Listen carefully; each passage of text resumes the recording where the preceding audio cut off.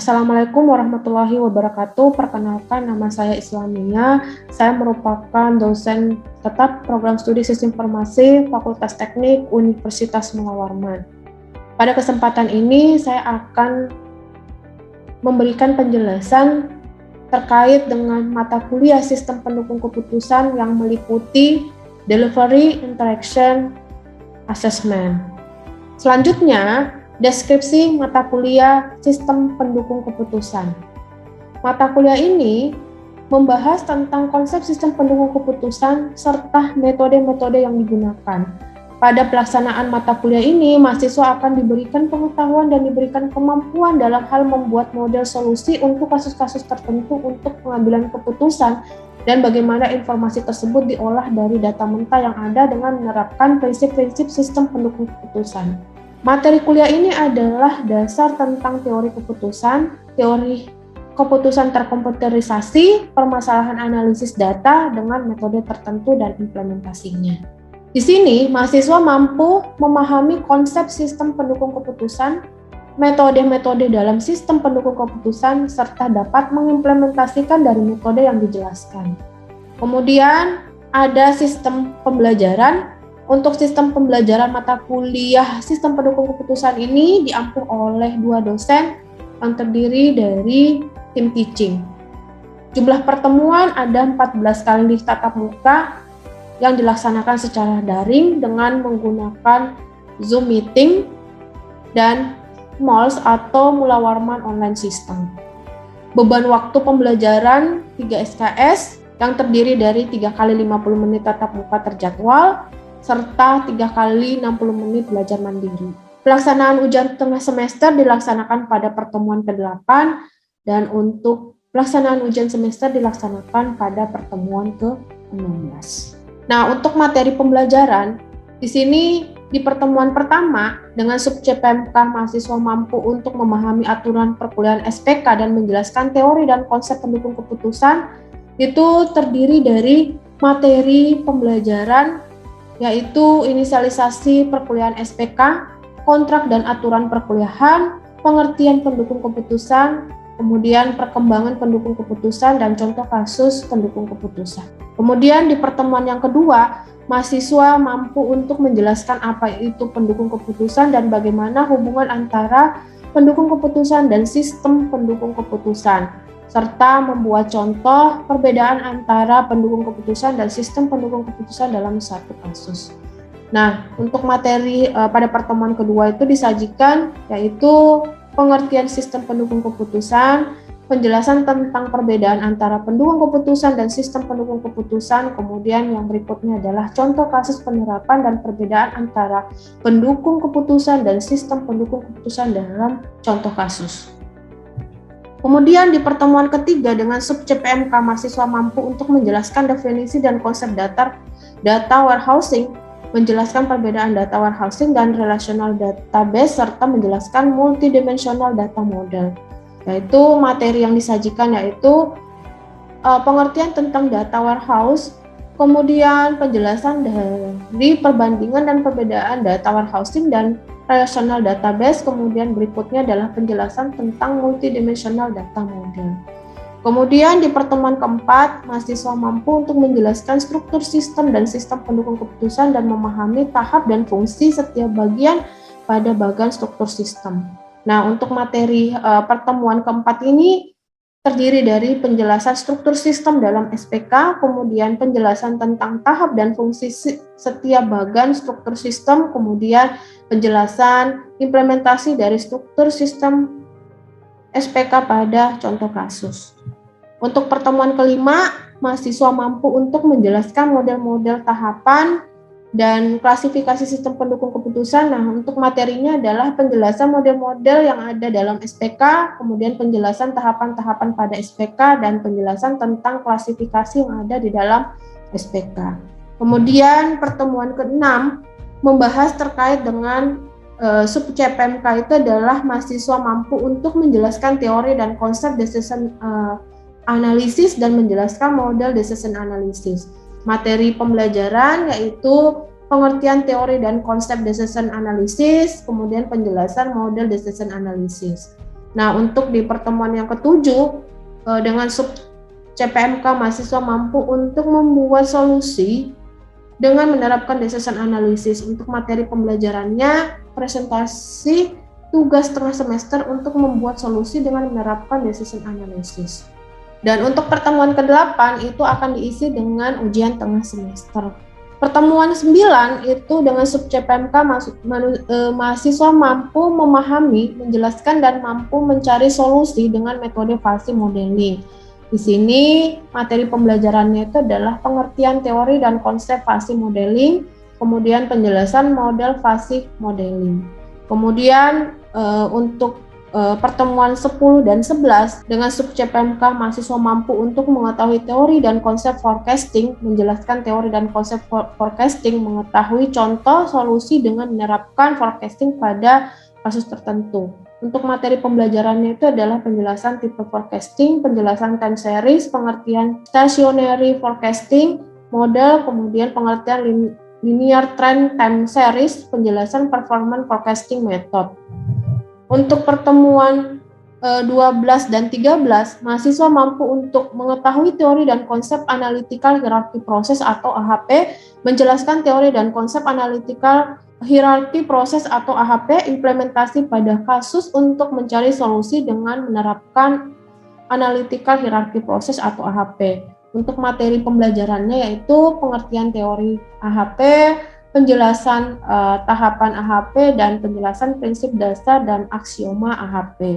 Untuk pertemuan 14, mahasiswa dengan sub CPMK mahasiswa mampu menjelaskan, menganalisa, dan memahami metode yang digunakan berdasarkan jurnal yang diperoleh.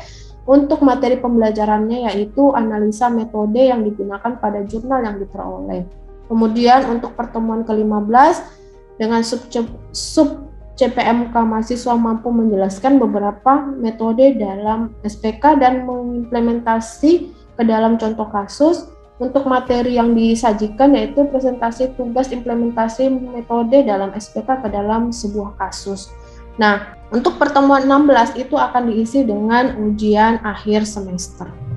Metode pembelajaran yang diterapkan di dalam mata kuliah sistem pendukung keputusan itu terdiri dari ceramah, kemudian discovery, kemudian ada diskusi, dan metode tugas proyek. Untuk indikator penilaian sendiri itu terdiri dari absensi 10%, kemudian kuis 15%, tugas laporan 20%, UTS 25%, UAS 30%. Sedangkan untuk komponen penilaian itu terdiri dari pemahaman, pengetahuan, dan tingkat detail dari penjelasan.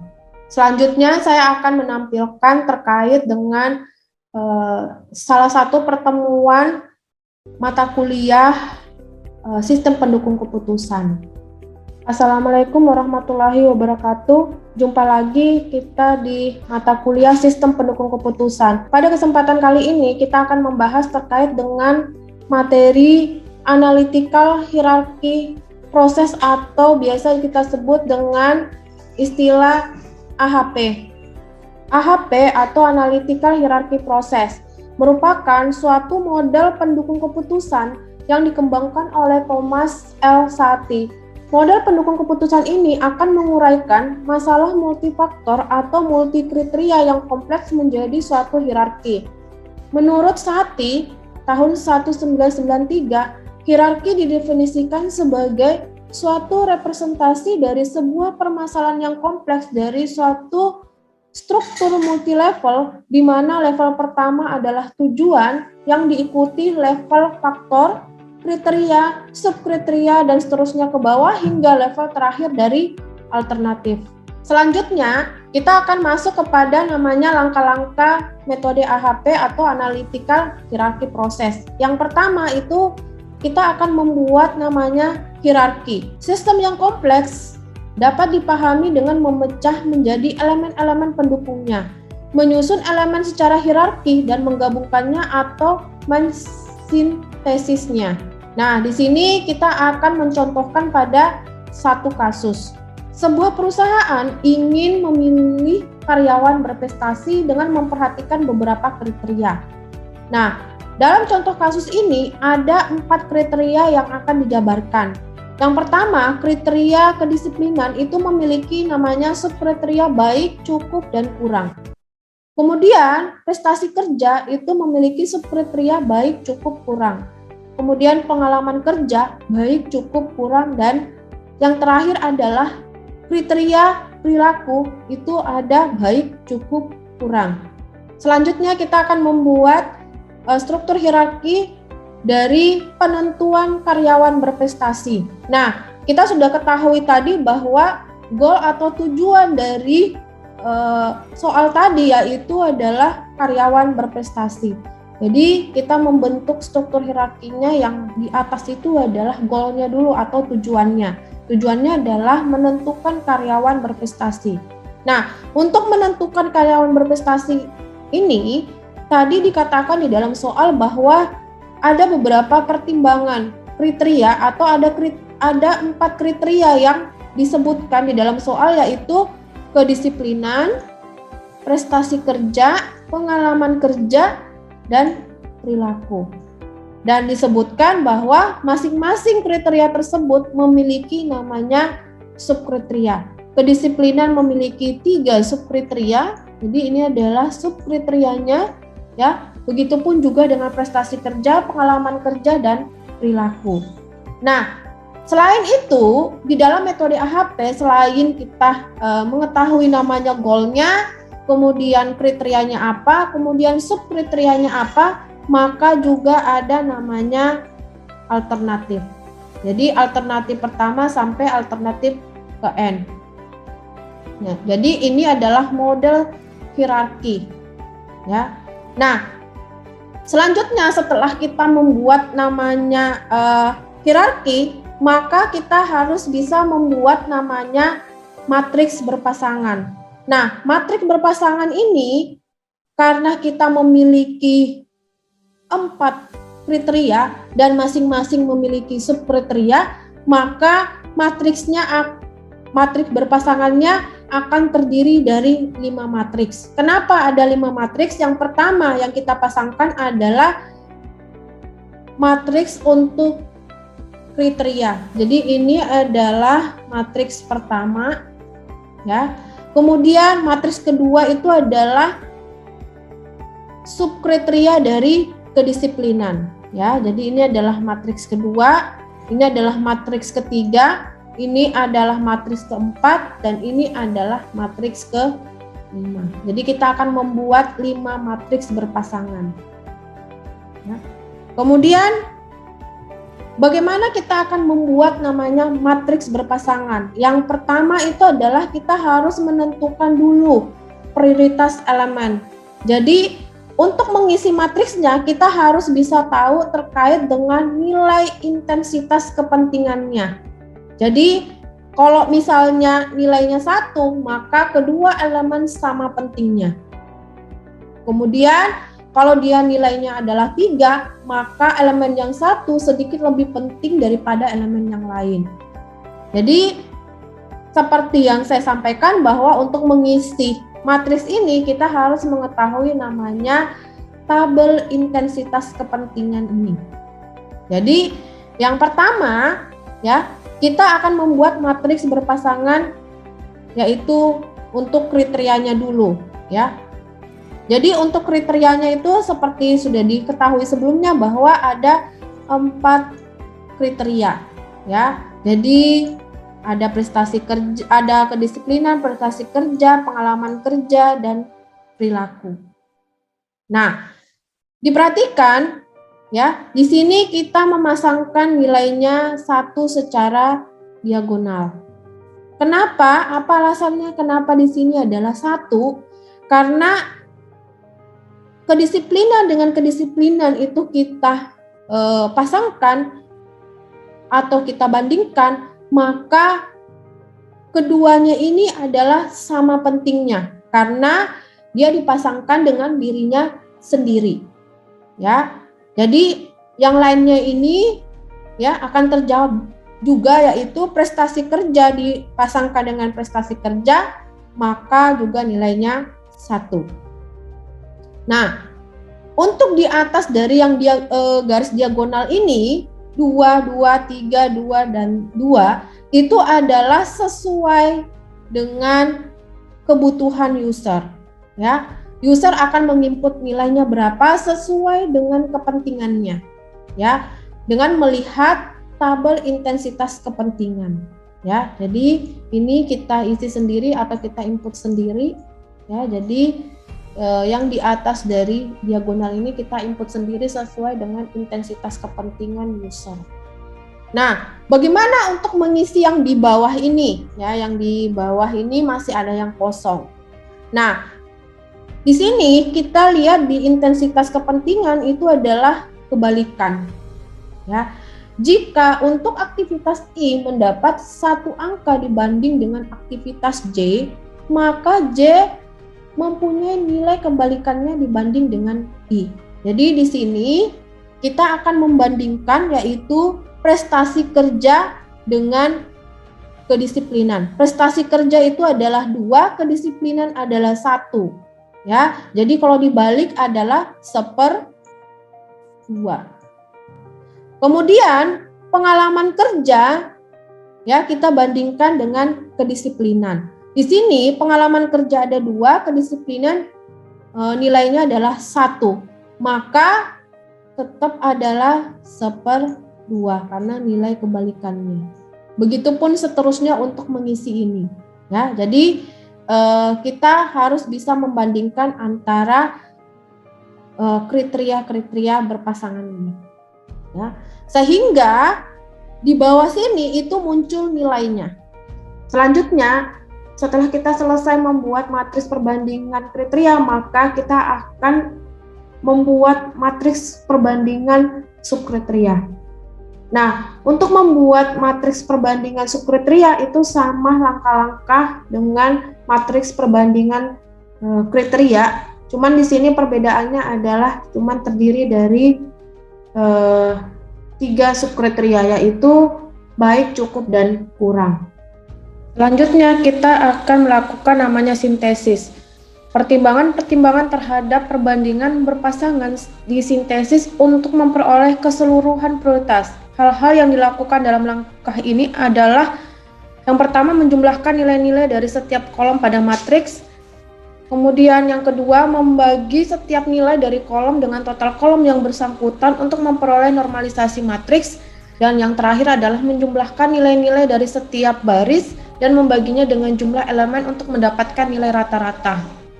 Dan yang terakhir menjumlahkan nilai setiap baris dan membaginya dengan jumlah elemen untuk mendapatkan nilai rata-rata.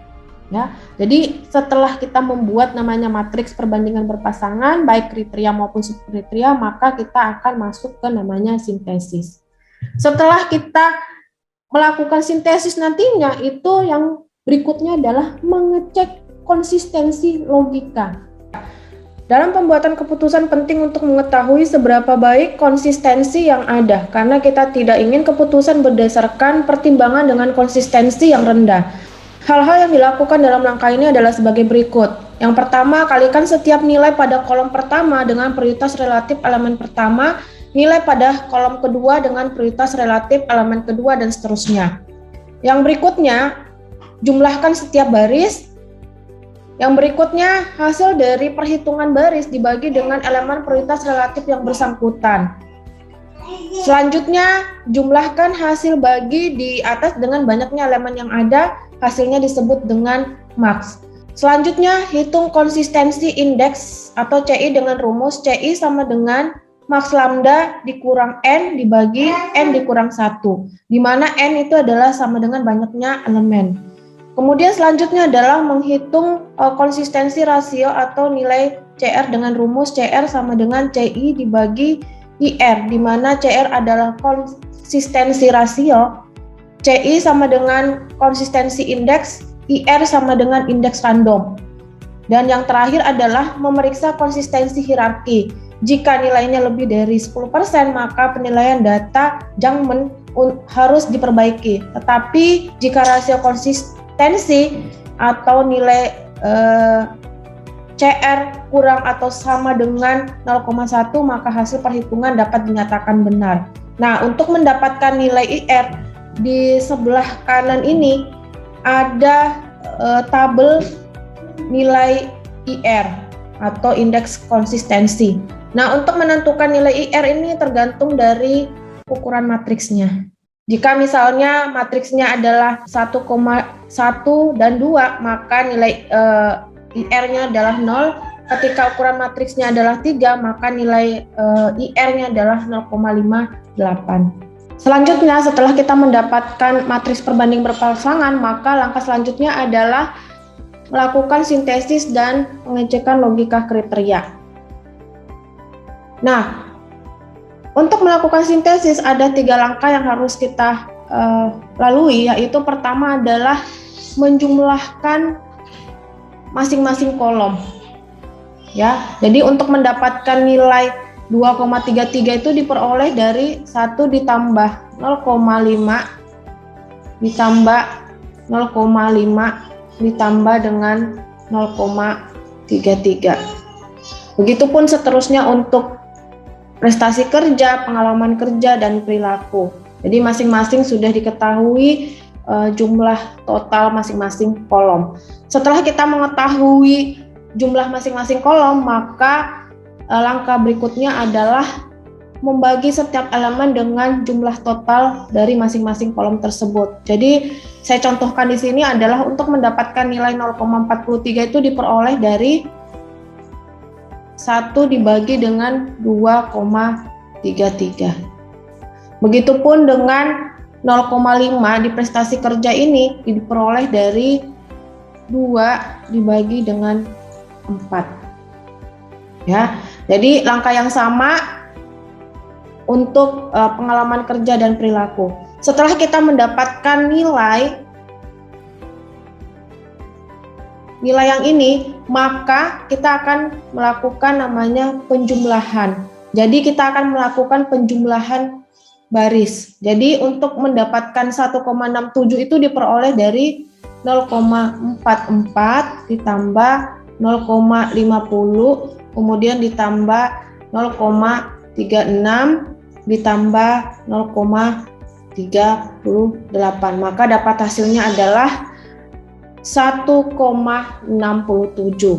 Nah, setelah kita mendapatkan jumlahnya, maka kita harus menghitung namanya prioritas. Nah, prioritas ini itu diperoleh 0,42, ini diperoleh dari 1,67 itu dibagi dengan 4. Kenapa kita bagi 4? Karena jumlah elemen atau kriterianya itu ada 4, yaitu terdiri dari kedisiplinan, prestasi kerja, pengalaman kerja, dan perilaku. Jadi setelah kita memperoleh nilai prioritas, maka kita harus bisa menghitung maks lambda.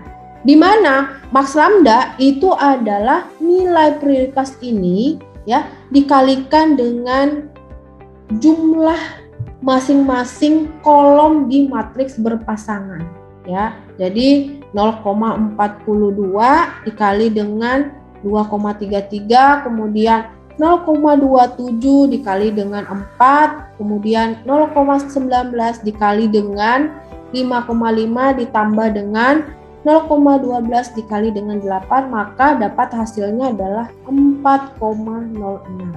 Jadi untuk mendapatkan nilai lambdanya. Setelah kita dapat nilai maks lambda, maka kita harus bisa menghitung nilai CI-nya.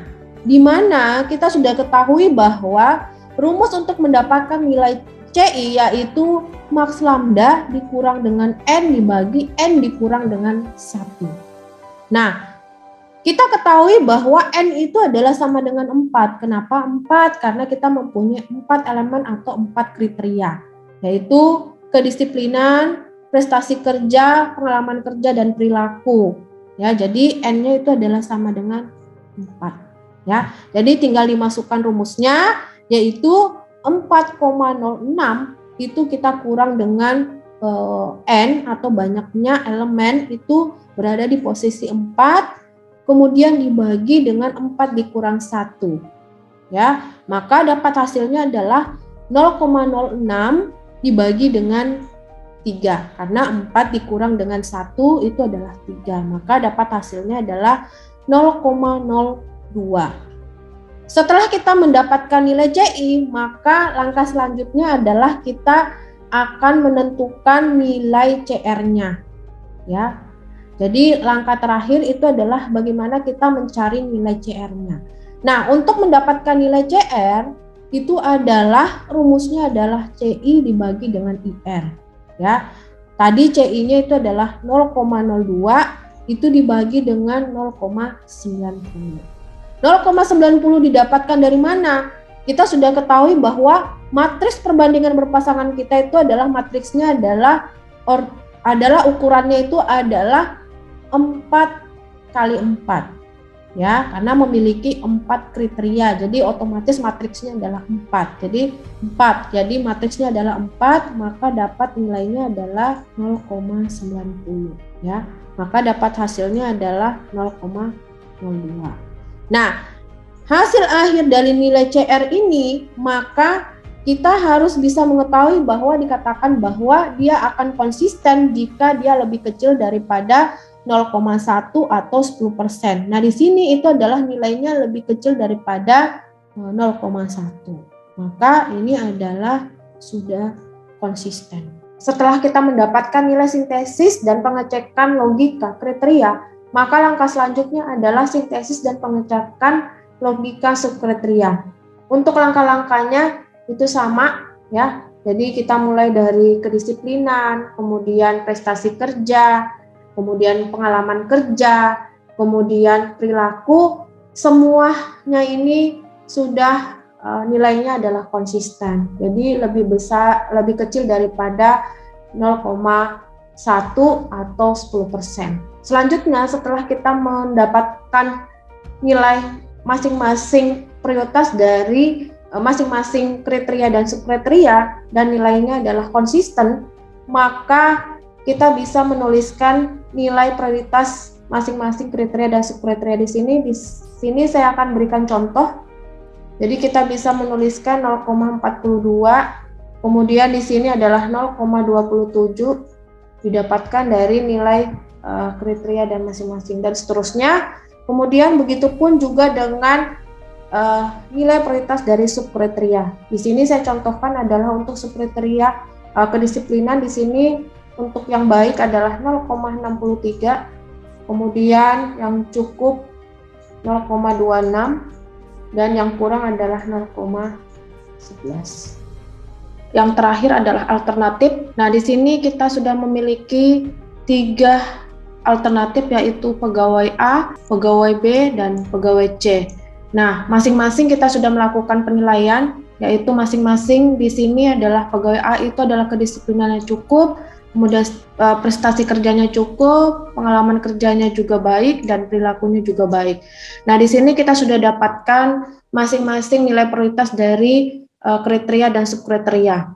Jadi di sini untuk mendapatkan nilai 0,11 itu diperoleh dari nilai prioritas kriteria, yaitu kedisiplinan adalah 0,42, itu kita kalikan dengan nilai prioritas subkriteria kedisiplinan, yaitu cukup, yaitu 0,26. Jadi maka dapat hasilnya 0,11. Begitupun juga dengan prestasi kerja, ya. Jadi 0,27 dikalikan dengan subkriteria prestasi kerja, yaitu cukup, itu adalah 0,27, maka dapat hasilnya adalah 0,07. Begitupun seterusnya 0,11 dan 0,07. Kemudian untuk mendapatkan hasil 0,36 itu ditotalkan dari 0,11, kemudian ditambahkan 0,07, kemudian ditambahkan 0,11, ditambah dengan 0,07 sama dengan 0,36. Nah, setelah kita mendapatkan nilai dari masing-masing pegawai ini, maka kita bisa melakukan perankingan. Jadi nilai terbesarlah yang menjadi prioritas karyawan berprestasi, yaitu berada di pegawai C. Untuk materi pada pertemuan kali ini Saya cukupkan sekian dan kita ketemu di materi-materi selanjutnya, dan saya akhiri dengan ucapan wassalamualaikum warahmatullahi wabarakatuh.